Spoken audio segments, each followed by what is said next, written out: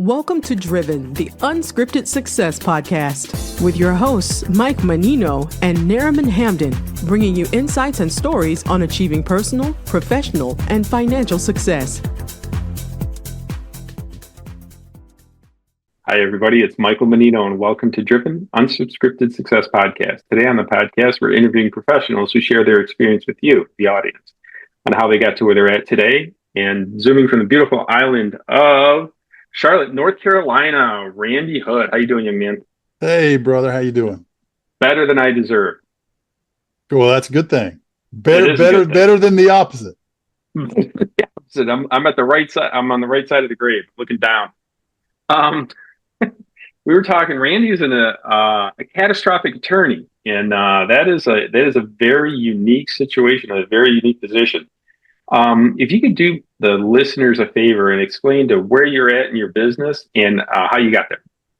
Yeah, I'm very blessed. Obviously, very, very blessed. And I practice catastrophic injury, where when people call me, it's probably been one of the most unfortunate times of their lives or one of their family's lives. Someone may be deceased, or a child may be injured, or a baby may be brain injured, and those types of things are horrific. And I handle people at some of the worst times of their lives. And, I think that God put me on this earth to do what I do. I came from somewhat humble beginnings. My family didn't have a lot of money, but we had a lot of love. I had mother and father. I just eat with my dad. He turns 89 in December. I had awesome. Congratulations. That's awesome. And he and my mother are still here with us. And I'm so blessed by that. But we didn't have a whole lot, but I was the first person in my family to go to college, and got out of college thinking that I was the cockswalk and I was going to do great and do incredible things. And by gosh, I fell flat on my face in the first 3 months, selling copiers. Selling copiers, man. I got my business degree. Got my business degree from University of North Carolina at Charlotte. It was then called UNCC. Now it's called Charlotte University.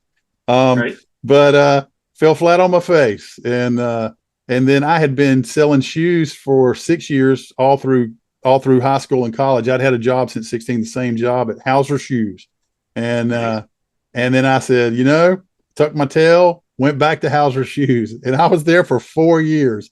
And about my third year there, I was like 25 years old. And I was like, you did well in school. You're too smart for this. Not that it was a bad thing. I didn't mean it too smart for the job. Just there was more out there for me. And I said, I'm going to take the LSAT. My grandmama always said I was going to be a preacher, a lawyer, or a DJ. And I was like, well, you know what? Preaching may not be best for me, depending on the way I've lived my life to date, although I've cleaned up since then. And in a DJ, you got to have connections. I didn't know anybody, so I was like, hey, path of least resistance, let's go for the lawyer. And and I got in different places. I couldn't afford them. I had a child, and I wasn't married to her mom at that time. And I didn't want to be too far away from her. And the University of South Carolina gave me in-state tuition. And it was only an hour and a half from Charlotte. It was in Columbia. And, I bought a $200 Pinto with no air conditioning in 1989. Are you serious? And in July of 89, bought a $200 Pinto, no air conditioning, and trekked down to Columbia, South Carolina for the next 3 years. And literally, no lie, had been there for a month, and Hurricane Hugo came through. And really, and I had to evacuate in a Ford Pinto. Yeah, in a Ford Pinto. Literally, I'm not lying. This is true story. I would go down. I came down a street that would go downtown into Columbia, because I had to get to the back then it was where the Gamecock men played basketball, to the Coliseum. But I would go through, and there was winds of 80 to 100 miles an hour, and they got worse. And it would push my car as I would go through an intersection. And I was just like, I had thought, I was like, well, I just drink me a couple beers and go to sleep. Well, I drank the first beer, and I was like, well, what if I have to evacuate? I can't drink another beer. And I sat there for about 30 minutes. I was like, I got to go. I got to get out of this. This is too much, because it was sounding really bad outside. And so I got out. But I mean, anyway, I graduated and came to Rock Hill, South Carolina. A gentleman by the name of Grady McMahon was kind enough to give me a job. In 1992, I was making $22,000 a year. The grand amount of 22 grand a year. And it wasn't enough for me to be able to rent a place to live. So I slept on my parents' couch and I slept on friends' couches for a couple years until I started making real money. But I started out, even though I got hired in Rock Hill, they put me in Chester, South Carolina, which was 30 miles below Rock Hill, beside a chiropractor's office and in the Winn-Dixie Shopping Center. Nice. Very nice. And then about 5 years in, I went with a gentleman by the name of Jim Anders, and he introduced me. I had been doing some medical malpractice in nursing home for Grady, and then I started with Jim and started doing that and got more complex litigation. Got my first baby case, brain injured baby case, birth injury case in 1997. We got a verdict in that of $1.6 million in 1999. I was 7 years out. I was doing litigation that very few people my age were doing. And then in 2003, my current partner, Chad McGowan, and I left Jim Anders and started our own law firm, McGowan Hood.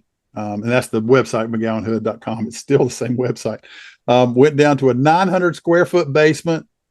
It was below rain level. I don't know it's below sea level. It was below rain level because every time it rained, it flooded. We had rodents, we had reptiles, and we had rain, the 3 R's, and it wasn't good, and it stank. You know, people would come in, it'd be like you could see their nose kind of go, good gosh, I'm going to give them my case. Just didn't smell real good. But, I got my paralegal before that time. My paralegal's been with me since 1997, but awesome. Jessica, and she went in there, God love her. I mean, there were times we had to get a snake out of there, or, there was a rat that had run in the back door because it was, there was a dumpster about 10 feet away from the back door because it was the back of a building. And I mean, it was pretty sad, but we did okay. And within 4 years, Chad was lead counsel on a case that resolved for $460 million. And then 2 years after that, we did a case and resolved it for about $120 million. And then we've just, we've done okay. And we've done. Well, I love your humble beginnings. I think success is, success is at the junction of opportunity and commitment. Those two things, if you don't have the opportunity, you may not ever get there. But if you got the opportunity, you don't have the commitment, you ain't going to get there. But if you have the opportunity and the commitment, there's probably a pretty good chance you're going to do okay. And I think that most people will find, unless it's given to you to have success, you got to be committed. And that means there are times that you're going to work too much, and you're going to probably, unfortunately, you're going to miss a child's, you may miss a baseball game, or you may miss something. It's not good. It's not bad. It's not right, but that's the price of commitment. And you try to ameliorate that as much as humanly possible, but that's part of the equation.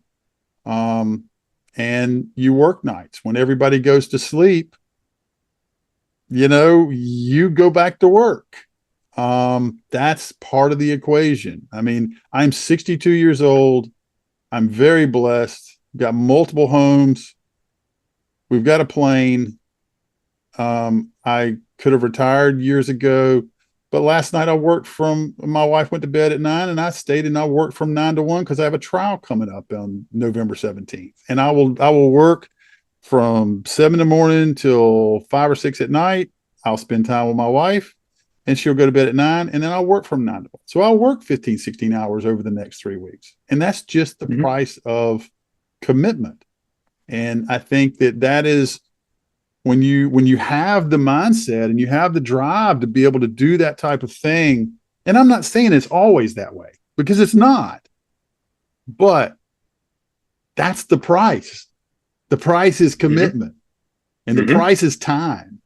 And unless you're willing to do that, I just don't think it's going to be very difficult to reach the apex of the profession you're in or what you want. I agree with everything you said since we started this podcast. Actually, my first car was a 74 Ford Pinto. And I never washed it because the rust holes are so big in Michigan that if you washed it, it would bleed rust out of the rust holes. So I know exactly how you feel and how cheap that car actually was. And most people don't know this, but Pintos had a bad habit of blowing up when they got hit from behind. So we're alive today by the grace of God. You know, by the grace of God, man. And I just like you, I put in the hours. You know, I love what you said, opportunity, the junction between opportunity and commitment. That is literally the secret of, you know, a lot of people get opportunities and don't take the commitment to it. And a lot of people don't get the opportunities, but still are committed to things that don't present opportunities.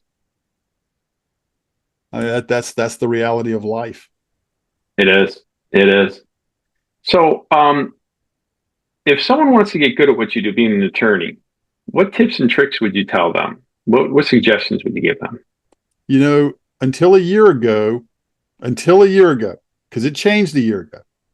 Until a year ago, for the first 32 years of my profession, I would say, get your first job and go learn how to be a trial lawyer. I'm a litigator. I've been a litigator since the day I was hired. Will be a litigator when they put me in the grave. I'll probably be arguing, you know, with God. So good luck. You know, it's like good luck with that. It may be my soul, but I mean, you know, I'll be having a discussion or a debate with someone. But at the end of the day, I would have told somebody, hey, go get you some trial experience. Go work for a district attorney. Go work for some place where you're going to get a lot of time in the courtroom, because it's just about developing comfort. It doesn't mean you're developing being good. It means you're developing comfort and confidence. Comfort and confidence will make you better. But in the last year, it's changed. AI has changed the game. It has changed the game. It will not build the confidence. It will not build your level of comfort in a courtroom. Those things can only be done by being in a courtroom. But I've taught my lawyers, some of them who work for me, and I've taught other lawyers how to use it to leverage a lack of experience and to be able to break a case down. Because at the end of the day, when you go in, when you do what I do, the only person that matters is a jury, right? Mm-hmm. That's it. Now, on the way to the jury, 95% of the time, the case gets resolved. But the day it walks in the door is the day you tell your client, we're going to trial. We're going to file a lawsuit. We're going to trial. We don't settle cases at my law firm. I mean, we do settle cases, but we don't write demand letters. We don't do stuff. We get a case, we get it reviewed, we file the lawsuit. Nothing gets done until the lawsuit is done. That's just the way that's our model, and it has worked really, really well. But in doing that, the case, it's going to trial. If you prepare it for the jury to maximize, then the first person that's probably going to see it is the defense lawyer when he gets the lawsuit, or the insurance person who gets it before he sends it to the lawyer. And a judge is going to read it. So do you want a judge reading a complaint that looks like some half-baked amalgamation of words? Or do you want it to read like a story, like you would read in a book that would hold your attention, with a heroine and a villain and a hero, a true classic storytelling context? And so everything you do, you build for your ultimate audience. But in building for that ultimate audience, you also know you're touching defense counsel, insurance adjuster, defendant, judge's law clerk. You're touching all those people. But as long as you're geared towards that jury and what you're going to do, well, then you're preparing it so all of those people see exactly what you're going to present. Because the only thing that motivates insurance companies or defense counsel or anybody else is fear. You know, they got all the money in the world. but they don't want to get hit for more than they're saying, okay, this case is worth $2 million. They don't want to get hit for 5. Right. If they get hit for 1, they're okay. But if they get hit for 5, well, that's not good. It may be more than their policy. But so it's about understanding and being committed to the process, and being committed to the process is understanding your ultimate audience as the jury and preparing everything for trial from the day they walk in the door. And if you're not doing that, if you're doing what I do, man, you're just in the wrong business. You're just in the wrong business. If you are preparing for trial from day one, then everything's probably going to work out okay. Once again, it's about commitment. It's about commitment to the process. And if you're committed to the process, everything's going to work out okay. You're going to win some, you're going to lose some, but you're going to win a lot more than you lose. Understandable. I love what you're talking about. The commitment is 99% of it. I just thought about it when you were talking. When you set it up for your story, do you look to resonate with people and try and pull on their heartstrings? Because I could see you on one side and me on the other side of a legal case, and you present, something to everybody, the counsels and the judge, and this sounds like a story I don't want to fight. So is that what you're looking to do with your opponent? Okay, see, this is where it gets into context once again. If you look at what really moves people, everybody thinks it's emotion, right? I do. I thought it was that. Trust. Ooh. Trust is more important than emotion, right? If you trust me, you're going to be willing to listen to what I have to say. If you don't trust me, you may listen to me and go, wow, he's dynamic, but you know what? Too bad. Defense wins.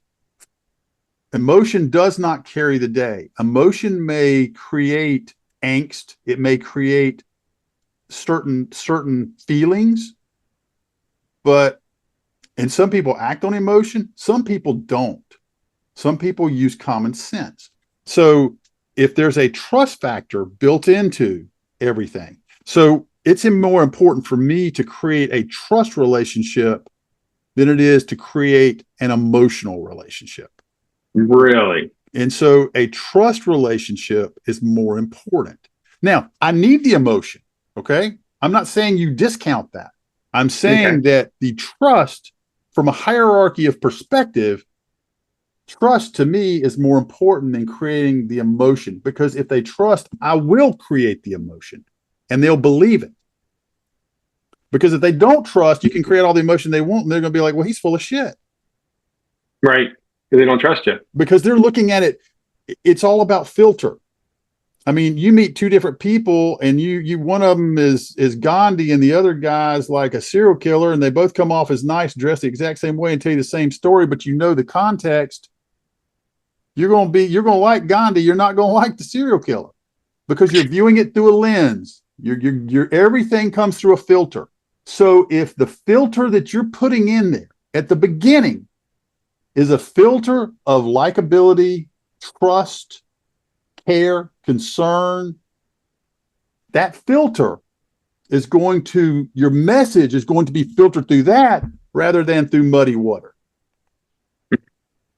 So you mentioned trust. That's a good one. That's a very good point. I thought it was emotions. You get people to work with you on emotions. Yeah, but you're showing us something here. Trust. What do you do, and what's your go-to? How do you get people to trust you? Trust is built. What do people call us? They call us advocates, right? Mm-hmm. The way to build trust is to not advocate, which sounds crazy. It's almost it's ironic. Yeah. If I tell a story and I'm putting up documents showing what I'm telling them, I'm not telling them, hey, you need to fine for me because blah, blah, blah. I'm saying Mr. Smith walked into the hospital on April 22nd, 2023, and he was having chest pain and had radiating into his jaw. They said, you got indigestion, sent him home. He died 4 hours later. They did an autopsy and found that he had a heart attack that was diagnosable when he was at the hospital. And instead of doing an EKG, they sent him home and said he had indigestion. And if I'm showing, here's where he went to the hospital, here's the medical record showing it, here's the autopsy showing this, you will hear this medical witness get up and say this. I'm not advocating. I'm not saying, hey, you need to do this, or hey, do this, or this is what needs to happen. I'm telling a story, laying out a process, or laying out something that happened. I can inject theme into it. I can inject analogy into it, such as, just like if you're walking down if you're driving down the road and you see a red light, it tells you to stop. So you stop. If you have chest pain radiating into your jaw, that's a stop sign. You do an EKG. And so I can utilize analogy. I can use storytelling concepts within the construct of not advocating, just telling the story, letting the story speak for itself. And that's how you build trust. When you back up what you say and you can prove what you say, that builds trust. And you're not telling someone what to do. There's been article after article after article after article. If someone comes to a decision on their own, as opposed to you telling them what to do, it's going to be strong, strong, strong. But if you tell them what to do, half the time you're going to have cognitive dissonance and somebody saying, heck no, I wouldn't do that if my life depended on it, even if they wanted to, just because they want to be disagreeable with you. But if you lead them and show them so that they feel that that is the decision that they should make, it's going to be strong. It's going to be hard to sway them, because in a jury situation, you're going to have 12 disparate souls in there. Some people are going to be for you, some people are going to be against you. But at the end of it, it's all going to be one decision. And if you got the people that have come to it on their own, not because somebody told them to, and they can waver, but they've come to it on their own, of their own judgment, their own volition, they're going to be much stronger advocates for you behind the closed door of a jury room. Wow. That's interesting. You're really saying things that I did not think you'd say. The trust part is kind of blowing my mind. And I love how you set up the end in mind. There's a lot of times in business, you have the end goal in mind. So you have the jury trial in mind as you go through the entire process. And like you said, that 90% of the time it gets taken out, you get some kind of agreement beforehand before you get to trial, but you have the end goal in mind. And I bet not a lot of attorneys do that. I think that, the way that I was taught from an early age is it wasn't so much that when it walked in the door, you prepared for trial, but when we get to the point of like the deposition is trial, and everything you do at deposition is geared towards trial. But I have always believed that you just have to prepare from day one. The minute somebody walks in, the first thing I'm thinking is, how is this going to play in so-and-so county? Do I want this in this county or this county? How can I get it in this place? Because it's going to play different ways depending upon the base facts, depending upon the ethnicity of someone, the age of someone, their gender. It's all different. And people that say, oh, it doesn't matter. Well, I would respectfully disagree with that. Well, I think you got the experience to back it up. Yeah, I've got a 5 head. It's not even a 4 head anymore. It's increased. My stomach, I've always been kind of athletic, and it's like, I keep going, what the hell happened, man? I'm sitting on this podcast and I'm looking at like, who's that old dude on the screen? That's me. Yeah. I know the feeling, my friend. You've still got a bunch of hair and it's all brown. Well, there's just like you, I take care of myself, but there's a little genetics involved. My dad was 80 years old and he started getting salt and pepper hair, and I was like, that's a good sign. That's a good sign. But the physical part is hard, isn't it? The older you get, the harder it is to stay in shape. It is. And I play tennis, and I like to play tennis. And I didn't start playing tennis, my wife and I, until COVID. But I can go out and play an hour and a half of tennis, and I burn 600 calories and have fun.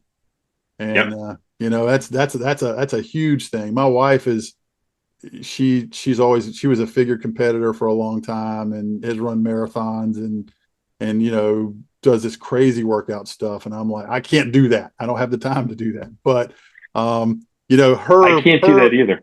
Her taking care of herself, it washes onto me, because I try to eat what I want. I try to eat what I eat. I watch what I eat, and if I'm not watching what I eat, she's watching what I eat.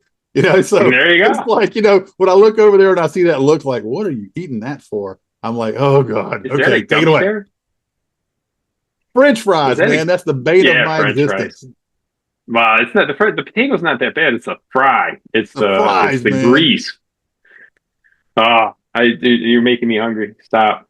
So, do me a favor. Tell me one of the biggest challenges you had to overcome in your career.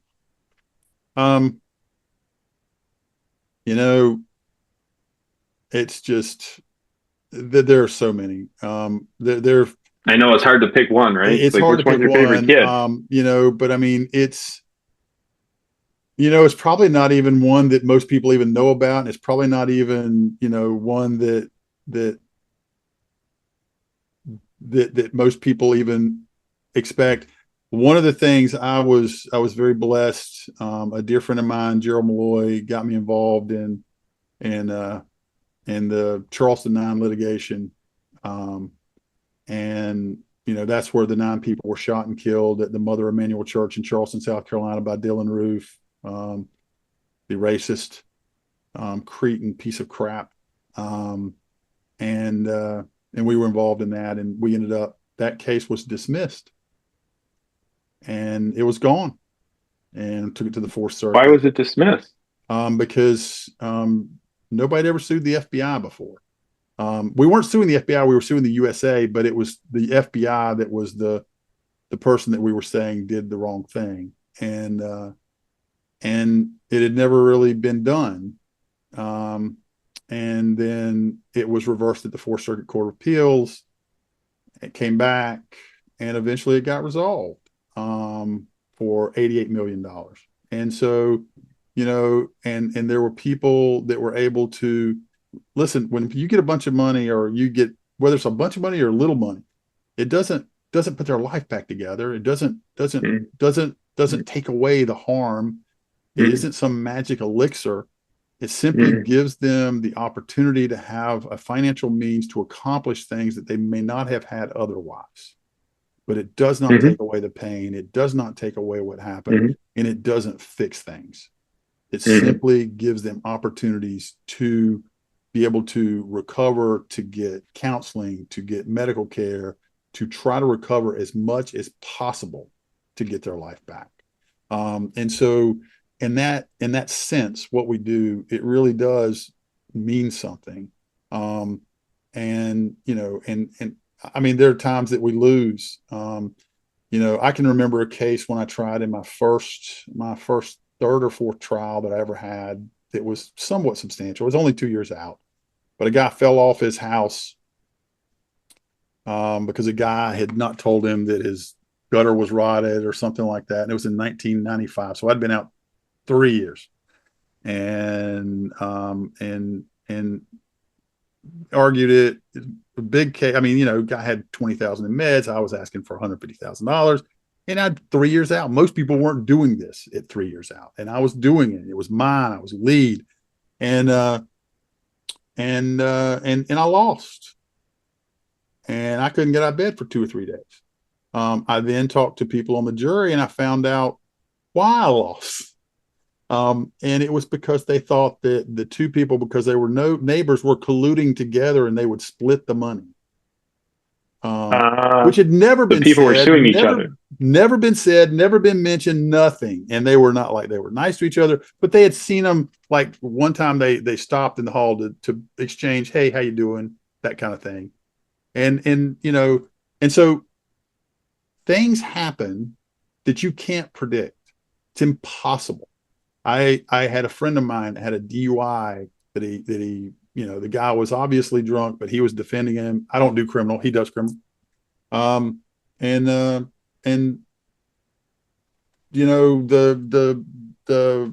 asked he had no idea what he had done. The guy was found not guilty.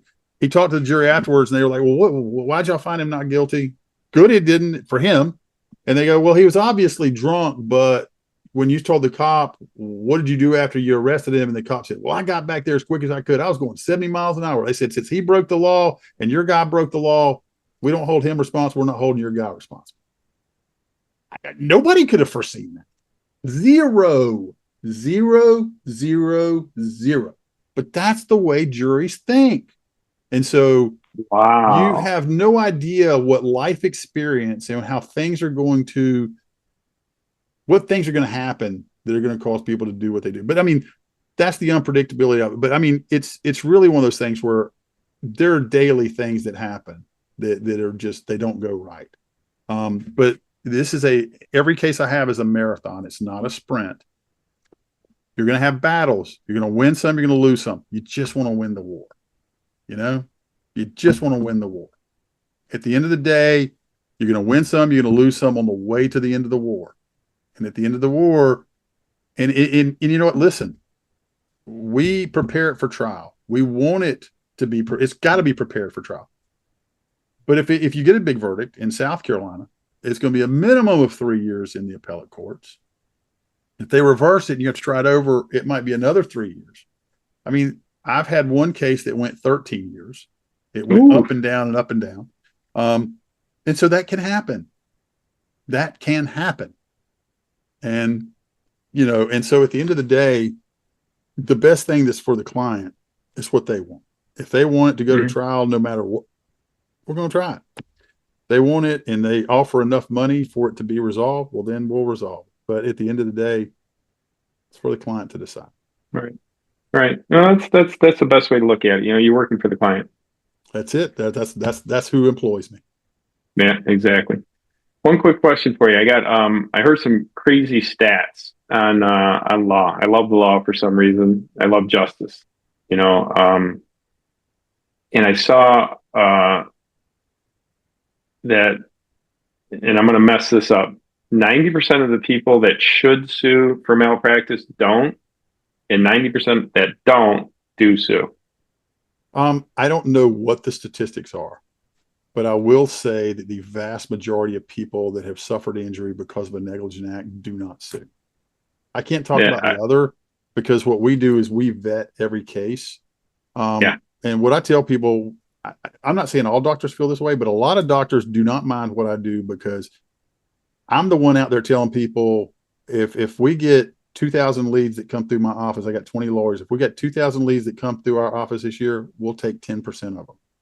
So the other 90%, we're telling them, you don't have a case, or we won't do your case. We can't do your case because there's a reason, whether the doctor didn't do anything wrong or because there's not enough damages or whatever it may be.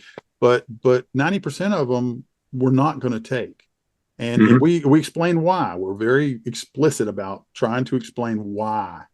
And, so at the end of the day, I don't know about the other 90%, but yeah, most of them do not get brought. Right. That makes sense. Sounds like things are going pretty well for you. And what have you done in the future, or what have you done in the past to create passive income, make money for not doing so much work? I own some buildings. There you go. Own a restaurant. Nice. What's the name of the restaurant? We can do some advertisement for you. The Office Craft Bar and Kitchen in Ballantyne in Charlotte, North Carolina. Nice. The Office. I love the name too. Yeah, and what's your specialty? Oh, it's a restaurant that has a 2,000 square foot outdoor patio. Nice. I mean, it's covered.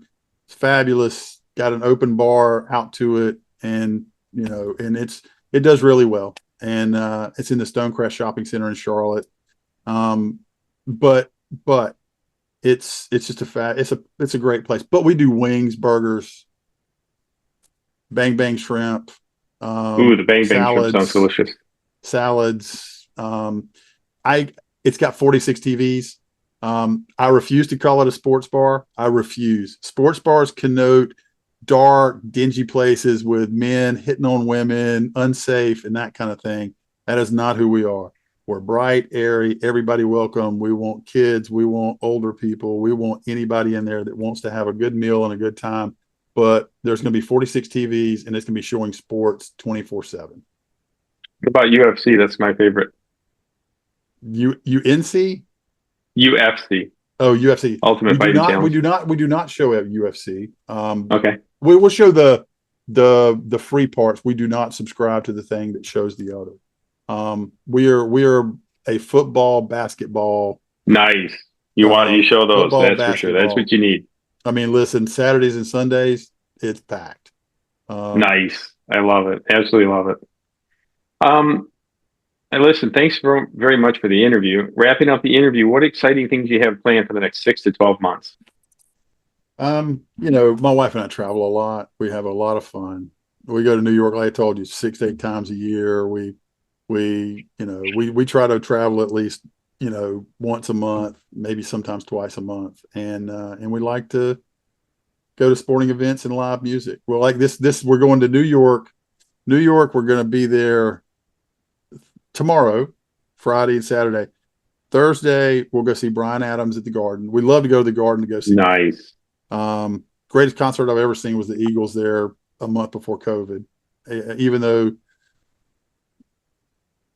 though Joe had died, I mean, not Joe, but Glenn Fry had died, his son and Vince Gill were there, and it was just amazing. It was a month before COVID, and there was still COVID. We later learned that COVID was around, but greatest concert I ever saw. We're going to see Bryan Adams, and then on Friday, my wife has got us tickets to go to the West Village to see the Halloween parade, nice. Which we have heard is outrageous. And so we're looking forward to that. And then the Charlotte FC, which is our professional soccer team here that is owned by David Tepper, who owns the Panthers.